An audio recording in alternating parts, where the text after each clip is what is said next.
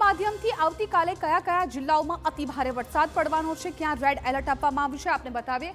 આપ જુઓ, શુક્રવારે સામેલાધાર વરસાદ એટલે કે અતિ ભારેનું જે એલર્ટ છે આપવામાં આવ્યું છે। ક્યાં આપવામાં આવ્યું? અમદાવાદ, બોટાદ, ભાવનગર, આણંદ, વડોદરા, છોટાઉદેપુર અને ભરૂચ આ જિલ્લા એવા છે કે જ્યાં રેડ એલર્ટ આપવામાં આવ્યું છે। એટલે અત્યંત ભારે વરસાદની આગાહી આવતીકાલ માટે એટલે કે શુક્રવાર માટે કરવામાં આવી છે।